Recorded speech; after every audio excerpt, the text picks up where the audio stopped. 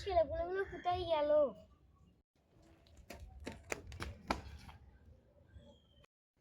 কি ভাই হাঁপাচ্ছিস কেন? ভাই তো দাদু ঘরের শরীর খারাপ ভাই, তুই জায়গা দেখবি চ ভাই, লাস্টবার অন্তত দেখে আর মোর্চার বাঁচবে না ভাই, চ ভাই চ ভাই চ। কি বলছিস রে ভাই, রক করছ?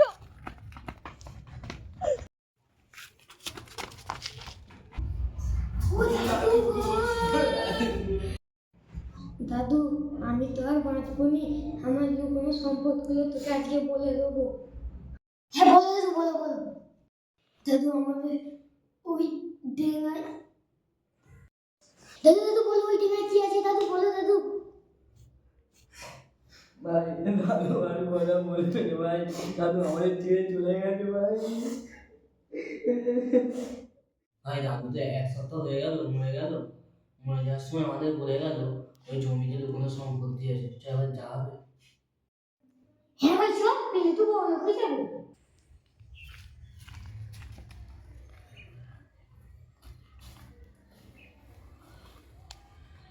এই জায়গা বলতে তো আমাদের এই ধনী জায়গায় আছে, দাদু হয়তো আমাদের এই জায়গাটার মধ্যেই সোনার লুকিয়ে রাখার কথা বলেছিল।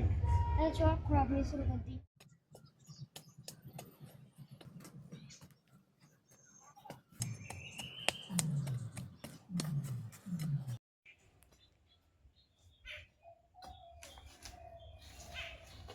ভাই এবার তুই কর।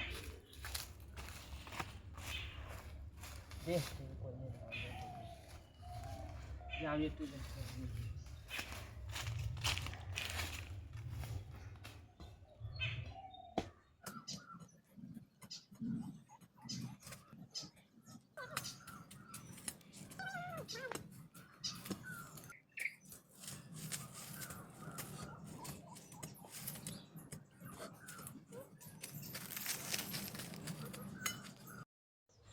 ভাই অনেক তো খোঁড়া হলো তো কিচ্ছু তো পাইনি আমরা।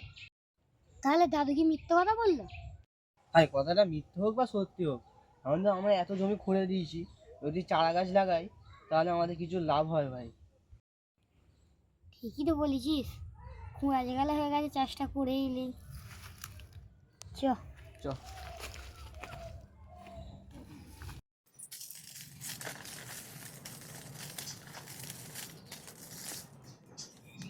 দানা ছড়ানো তো হয়েই গেল, চ পানিটা দিয়ে দিই।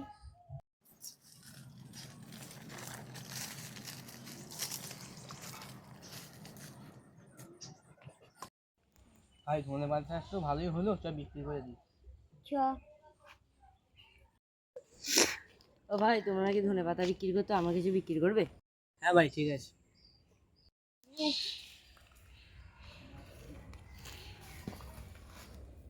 ভাই দাদুর কথা অনুযায়ী আমরা জমিতে কোনো সোনা পাইনি, কিন্তু ধনেপাতা চাষ করে আমরা যা টাকা পেয়েছি তা সোনা কিনে দেবো। দাদু মনে হয় এই সোনার কথাই বলেছিল। হ্যাঁ ভাই, হ্যাঁ ভাই চ।